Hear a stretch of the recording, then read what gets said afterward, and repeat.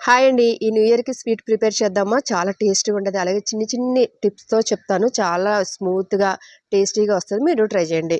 నేను MTR gulab jamun packet తీసుకొని, ఒకటి తీసుకొని చిటికెడు ఉప్పు వేసి ఫింగర్స్‌తోనే కలపండి ఓన్లీ. ఇప్పుడు పాలు పోసుకోండి. పాలు పోసుకొని ఫింగర్‌తో చపాతీ పిండిలోకి కలపొద్దు అస్సల. ఫింగర్స్‌తో ఇలా కలిపేసి ఓ పక్కన పెట్టుకొని అరగంట సేపు నాననివ్వండి. ఇప్పుడు చేతికి నూనె రాసుకొని అప్లై చేసుకొని ఇలాగ ఇంత పిండిని తీసుకొని రౌండ్‌గా చుట్టుకోండి. పగులు లేకుండా స్మూత్‌గా చేయండి. మళ్ళీ గట్టిగా చేస్తే లోపల ఉడకదు. ఇప్పుడు దాన్ని ఓ పక్కన పెట్టేసుకొని పొయ్యి మీద కళాయి పెట్టేసుకోండి.